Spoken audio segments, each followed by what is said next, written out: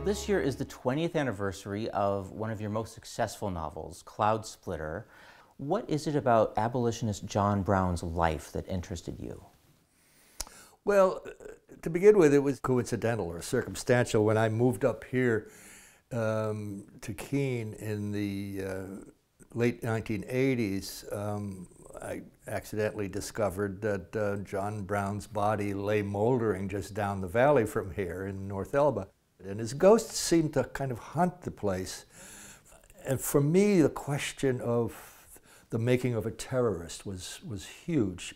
This is long before, as you know, 9/11 and our obsession with just that question became so significant and widespread and worldwide spread.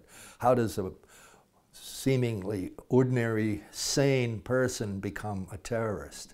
I mean, I don't think any novelist begins a work without feeling that there's a great mystery at the center of the novel and that the writing of the novel will help provide an answer for the writer and presumably for a reader as well. So it's really that question that I entered, which is a very late 20th, early 21st century question. And I thought I could deal with it more exactly and intimately if I dealt with an American family and an issue like slavery. That is to say, his war against slavery was one we could justify, one that we could feel was sympathy with. And so it would be easier in some ways for me to enter that mind than if it were something more alien to us. Well, you've called John Brown a terrorist. Other people view him as a hero. Do you view him at all as a hero? No, I wouldn't use that. But I would note this. There have been two versions of Brown. Right up to today, there still are.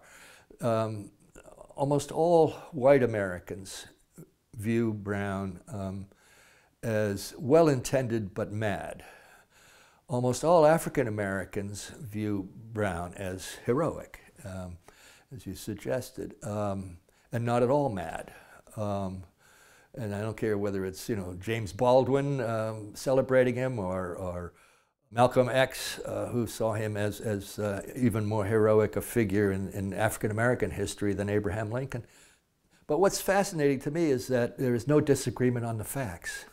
Whether white or African American version of Brown, they all had the same facts. They've had the same facts since October 1859. When you have two dueling histories like that with no disagreement over the facts, then you're really talking about something important at the center of American life, American history. There are these two versions, and they're divided racially. That seems to me to be of interest and even significance and worthy of taking a closer look. What does that mean? You know, that's to me of great interest. Well, you obviously researched your facts very well for this book. It reads so vividly. It seems like it's a very, very real narrative, but I know that you made some things up in the book. Are there significant things that you made up about John Brown himself? I don't think so. I tried to adhere to what was the known history of Brown. Smaller details I invented out of literary or poetic necessity, it seemed. For instance, one which upset actually the local historian in Lake Placid, North Elba. I wanted a scene when Brown and his family first arrive at North Elba. I wanted them coming up over the mountains through the pass, going between Keene and Lake Placid, that narrow little road that goes along the lakes. And the lakes are shaped like a long, in the way I described them, like a long scimitar, like a great sword. And I wanted that scene, you know, wanted to linger over the description of the lake as this family in a wagon with all their possessions and animals and so forth. They're moving towards North Elba to settle. Because later there is a crucial scene in the novel, as there was in Brown's life, where he and his sons literally butchered pro-slavery settlers in Kansas, the so-called Potawatomi Massacre. And that was the act of terrorism that Brown first engaged in terrorism, which was to kill people who were otherwise, who were not military. They were citizens, civilians. They used scimitars, they used swords to do it. So I wanted a long description of this, to kind of prefigure in a poetic way what was going to come later. And the town historian was very offended by this because that road didn't exist in 1848. I had let the road which exists today. Instead, the road used to go up over what's now called Brown Mountain, somewhat to the north of Cascade Notch. And she called me on it when the book was published, and I said, it's a work of fiction. And she said, yes, but you've got that detail wrong. And we had a long argument. She wrote letters to the editor. She wrote to the Adirondack Life magazine. She got very upset about my having, in 1848, placed a road where there wasn't a road. But I did it for literary reasons, for poetic reasons, for the imagistic reasons. And so there was much like that. But the outline of history and the names and natures of the characters and the facts of their lives I've pretty much kept intact. Well, there's a major TV series in development right now based on your book, Cloudsplitter. What is your role in this production? Well, I worked with a woman, Linda Reisman, she as a producer, and she's devoted to the book, and for years she happened to also produce Paul Schrader's adaptation of the novel Affliction, and so we became friends then. That was back in the late 90s.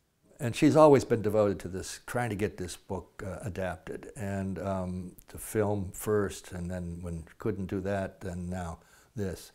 And Darren Aronofsky, the director, and his company, Protozoa, got interested in it, and he wanted to develop this as a series, limited series, 6 or 8 parts, with Fox FX. And they've asked me to be executive producer. In my case, it's really advisory. They've called me in on occasions to talk about the material itself and to suggest ways that it might be handled, spread out and broken up into 8 parts. As they move forward with this production, what are you concerned about? What do you want to ensure about this production? Well, I'd like to ensure that it is not a series that's about the Civil War or slavery, although that's all part of the context, that's part of the background, and focus instead on it, on the theme and the question really of the making of a terrorist. In the context of first circle, the family, second circle, the immediate community that surrounds them.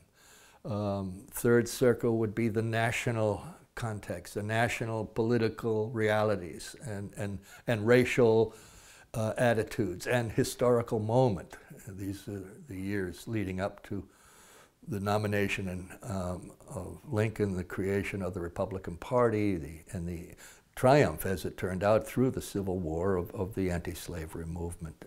But it's got to start with that small cell at the beginning, which is the family. 15 years ago, Martin Scorsese wanted to make Cloudsplitter as a movie for HBO. How would that have been different from what's happening now? It would have been 2 hours long instead of 8. And in 2 hours, compressing that story would have turned it into something much less profound, much less layered, and much narrower. It would have had to, and in talking, I know I've laid out probably 4 or 5 different themes. It would have had to concentrate on one, and it probably would have been, it might have been the racial theme, it might have been the prelude to the Civil War theme, it might have been the family theme. But it would have been smaller by far, and it would have, out of necessity, been a reductionist version of the novel's ambition. So it needed to, we needed to wait, really. And Scorsese, I know, felt the near impossibility of adapting it to a 2-hour film and still being faithful to the novel's interests, the novel's preoccupations. So in one way, are you relieved that Scorsese didn't make the film? Yes, I am. Much as I love his work and admire him, and I was touched by his interest in the project and desire to somehow figure out how to do it. But I do, yeah, I am relieved in a way to do it this way.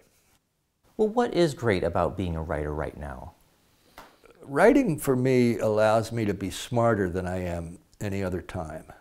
And it allows me to be more honest than I am at any other time.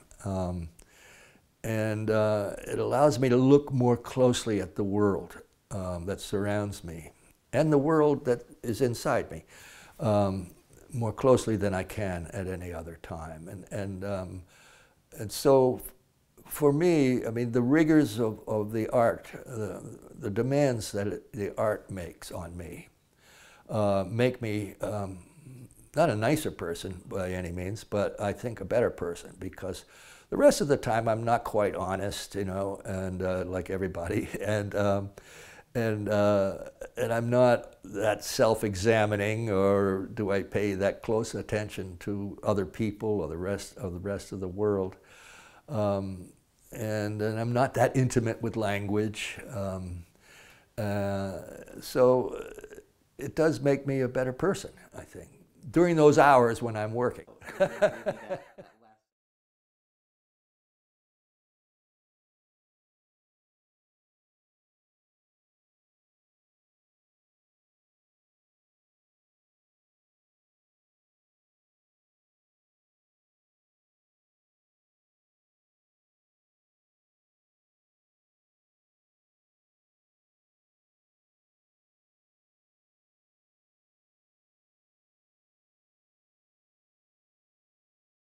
Spotlight is supported by the Glenn and Carol Pearsall Adirondack Foundation, dedicated to improving the quality of life for year-round residents of the Adirondack Park.